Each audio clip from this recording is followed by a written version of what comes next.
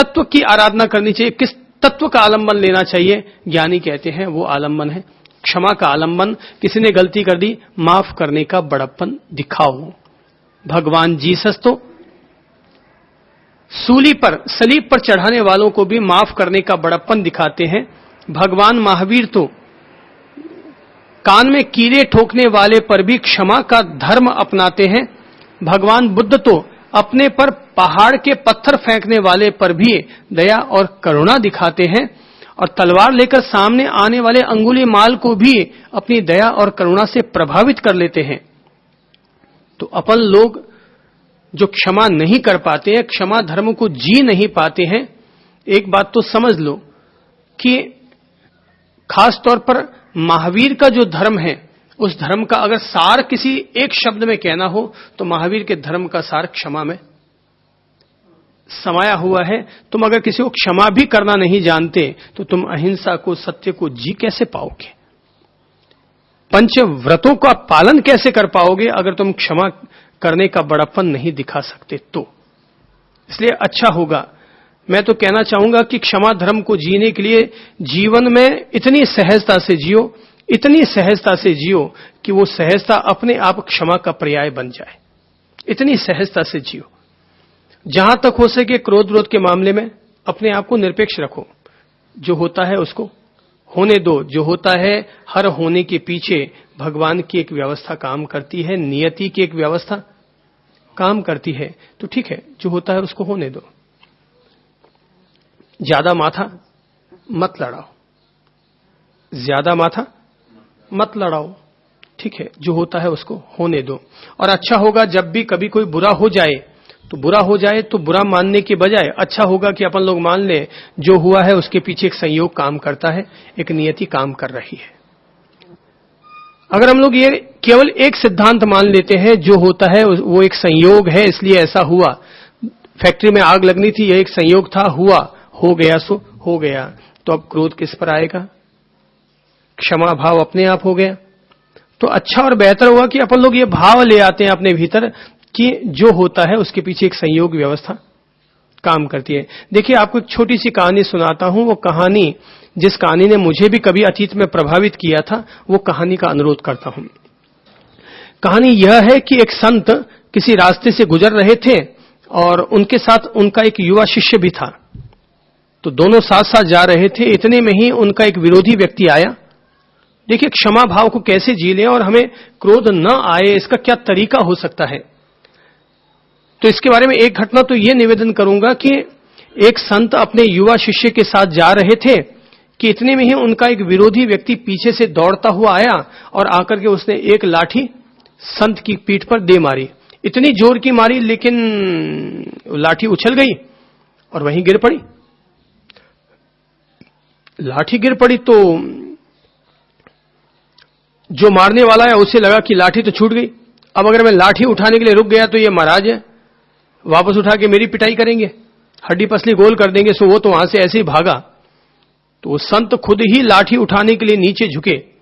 तो जब झुके तब तो उनका चेहरा तमा रहा था, लेकिन जैसे ही लाठी हाथ में लेकर वापस सीधे हुए तो उन्होंने, न जाने उनको क्या सूझी कि उन्होंने उस युवक को वापस आवाज लगाई, ओ भाई जरा अपनी लाठी तो लेते जाओ। तो वो युवक उधर रुक तो गया, लेकिन उसकी हिम्मत नहीं हो पा रही थी कि लाठी लेने के लिए इधर वापस आ जाऊं। तो उसने, संत ने कहा, मैं ये तेरी लाठी इस पेड़ के सहारे रखकर जा रहा हूं, तो बाद में आकर के अपनी लाठी ले जाना। तो साथ में जो युवा शिष्य चल रहा था उसने कहा, भगवान एक बात समझ में ना आई, उसने आपको लाठी मारी तो क्या आपको गुस्सा नहीं आया? तो गुरु ने कहा, भाई सच्चाई तो ये है कि जब उसने मुझे लाठी मारी तो मुझे गुस्सा आया था और बहुत तेज गुस्सा आया था, लेकिन जब मैं लाठी उठाने के लिए झुका, कि झुक करके जैसे ही मैं लाठी उठा करके सीधा हो रहा था कि तभी मेरी नजर उस पेड़ पर चली गई जिस पेड़ के नीचे से अपन लोग गुजर रहे थे। तो नीचे से गुजर रहे थे तो मेरे मन में आया कि इसने लाठी मारी, तुम उसको वापस मारोगे, पर सोचो जिस पेड़ के नीचे से तुम गुजर रहे हो, अगर उस पेड़ की डाली टूटकर तेरी पीठ पर पड़ जाती तो क्या तुम पेड़ पर गालियां निकालते, गुस्सा करते? तो युवा शिष्य ने कहा, भगवान वो तो एक संयोग भर था, वो तो एक संयोग भर होता, अगर इस तरह से पेड़ की डाली गिर जाती तो गुरु ने कहा, संत ने कहा, भाई जब वो एक संयोग भर हो सकता है तो ये लाठी का पड़ना एक संयोग भर क्यों नहीं हो सकता? वो भी एक संयोग और यह भी एक संयोग। और तब जीवन में ये पाठ पढ़ने को मिला, मुझे तो अवश्य में मिला कि जब उसको संयोग माना जा सकता है तो इसको संयोग क्यों नहीं माना जा सकता। और अगर कोई भी व्यक्ति इस तरह की बात समझ ले कि यह एक संयोग भर है, जरूर इसके पीछे कोई व्यवस्था काम कर रही होगी, तो संयोग है ये मानते ही, ये संकल्प बोध होते ही क्षमा भाव अपने आप आ जाया करता है, अपने आप। तो एक घटना, तो इस घटना के आधार पर अपन लोग शिक्षा नसीहत ग्रहण कर सकते हैं कि जो कुछ होता है उसके पीछे एक संयोग काम कर रहा है, इसलिए अनावश्यक घर में हो हल्ला मत करो। बहू के हाथ से अगर कांच का गुलदस्ता फूट गया, ज्यादा हो हल्ला मत करो, ठीक है, संयोग होगा, इसकी उम्र पूरी हो गई होगी इसलिए गुलदस्ता फूट गया, इसलिए गुलदस्ता फूट गया। अगर अपन कहीं से चल रहे हैं और ठोकर लगी, गिर पड़े, वापस संभल गए, बुरा मत मानो, क्रोध मत करो, ये तो थोड़ी सी ठोकर में ही चला गया, हो सकता है कहीं और आगे जाते तो ट्रक के नीचे आ जाते। तो थोड़ी सी टक्कर लगी, ठोकर लगी और गिर पड़े, एक दांत ही टूटा, कहीं ट्रक के नीचे आ जाते तो हड्डी पसली सारी गोल हो जाती। एक संयोग भर मानो ताकि हमारे दिमाग में क्रोध की तरंगे, क्रोध की आग न सुलगे। एक और अच्छी घटना है, उससे भी प्रेरणा लेनी चाहिए, और वो घटना भगवान बुद्ध की है कि कहते हैं कि व्यक्ति उनके पास जाता है, ब्राह्मण व्यक्ति, और जाकर के उनको उल्टा सुल्टा बोलने लगता है, कुछ गालियां निकालने लगता है। तो जब वो बोल बोला के थक जाता है तो भगवान बुद्ध उससे कहते हैं, भाई तूने जो कुछ कहा वो मेरे खपता नहीं है, खपता नहीं है, अर्थात मुझे उसकी जरूरत नहीं है। तब कहते हैं मैं समझा नहीं। तब बुद्ध कहते हैं, जरा एक बात मुझे बताओ कि कोई मेहमान तुम्हारे घर पर आएगा तो तुम उसके लिए मिठाई बनाओगे? बोले जरूर बनाऊंगा। बोले मिठाई परोसोगे, पकवान परोसोगे, पर अगर वो कहे कि मुझे तुम्हारे पकवान की जरूरत नहीं है, मेरा पेट भरा हुआ है, तो तुम्हारा पकवान तुम्हारे पास रहेगा या उसके पास जाएगा? बोले साहब अगर वो नहीं लेगा तो मेरा माल मेरे पास ही रहेगा। बोले बस तूने मुझे जो अब तक इतने उल जलूल शब्द कहे, अपमान के शब्द कहे, मैंने तुम्हारा भोजन कबूल नहीं किया, इसलिए तुम्हारी गालियां तुमको मुबारक। तो बुद्ध के पास उनकी वापस गालियां रह जाती हैं। तो एक अच्छा शब्द है, संतों के बीच में ये शब्द चलता है, और वो है खपता नहीं है, अर्थात मुझे इस चीज की जरूरत नहीं है। क्यों जी, कोई हमें गाली देता है तो क्या आपने वो गालियों की जरूरत है क्या? है? गालियों की जरूरत ही नहीं है, सच में तो जरूरत नहीं है, कोई झूठ थोड़ी बोल रहे हैं। वो आकर के हमें गालियां दे रहा है और हमें गालियों की जरूरत है ही नहीं। अगर जरूरत है तो ले लो, खा लो, उसकी गालियां खा लो, और जरूरत नहीं तो उसको कह दो भाई मुझे तेरी गालियों की जरूरत नहीं है, तो उसकी गालियां किसके पास रहेंगी? ये तो कुदरत है, जो जैसा बोलता है वापस उसके पास वैसा ही लौट करके जाया करता है। तुम कबूल नहीं करोगे तो उसकी गालियां उसी के पास चली जाएंगी, और अगर कबूल कर बैठे तो उसकी गालियां निश्चित तौर पर तुम्हारी गालियां हो जाएंगी। इसलिए बेहतर होगा कि अपन लोग किस आलम्बन को अपनाएं, शुक्ल ध्यान की तरफ बढ़ने के लिए किस आलम्बन को अपनाएं। पहला आलम्बन है क्षमा। क्षमा बड़न को चाहिए छोटन को, उत्पात कहां विष्णु को घटी गयो जो भृगुमारी लात। अगर भृगु ऋषि ने भगवान विष्णु को लात भी मार दी तो इससे विष्णु का क्या घट गया? उनका तो जो सम्मान है वो हमेशा बरकरार रहेगा। तुम भगवान के पास जाकर के अगर 10 गालियां निकाल भी आओगे तो इससे भगवान का क्या घट जाएगा? उनकी कौन सी तौहीन हो जाने वाली है? तो अच्छा और बेहतर यही होगा कि अपन लोग अपने जीवन में पहला आलंबन, शुक्ल ध्यान की तरफ बढ़ने के लिए पहला आलंबन अपनाएं, और वह है क्षमा का। मतलब कितनी अच्छी बात कह रहे हैं ज्ञानी लोग। वो कोई मंदिर जाने की बात नहीं कर रहे, कोई सामायिक करने की बात नहीं कर रहे हैं, वो तो कह रहे हैं कि तुम्हें कौन सा आलंबन अपनाना चाहिए, न मूर्ति का, न दीपक की ज्योति का, न झरने का, न गुफाओं में जाने का।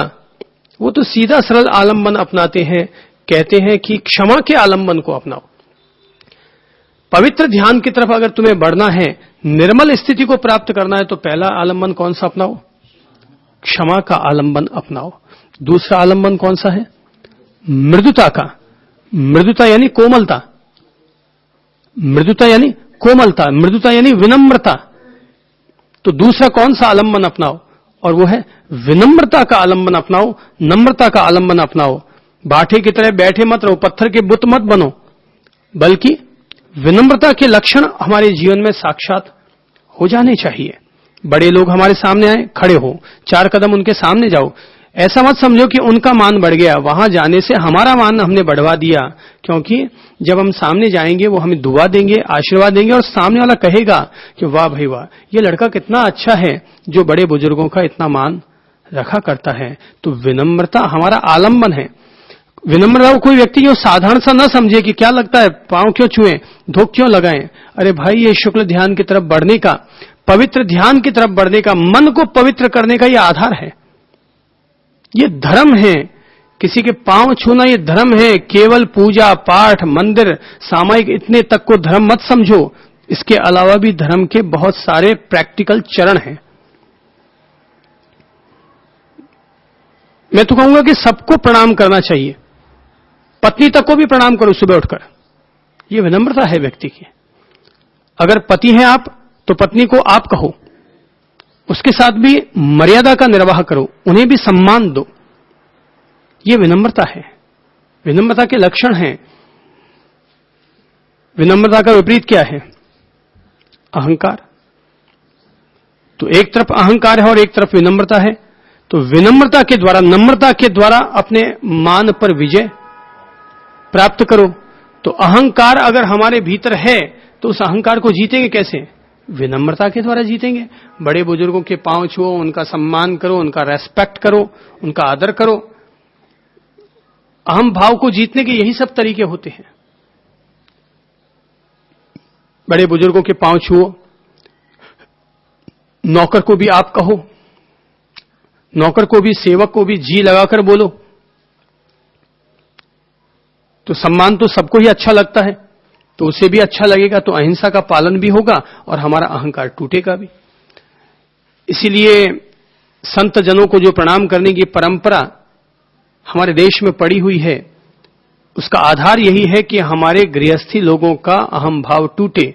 और हम लोग जो संत बने हुए हैं उनमें भी ये मर्यादा है कि यहां पर उम्र का ख्याल नहीं किया जाता है, कौन बड़ा है कौन छोटा है। यहां पर जिसने पहले संन्यास ले रखा है वह व्यक्ति बड़ा हो गया। अब बड़ा हो गया तो ये सबसे बड़ा फायदा है कि अगर एक 60 साल का बुजुर्ग व्यक्ति दीक्षा ले रहा है, संन्यास ले रहा है, तो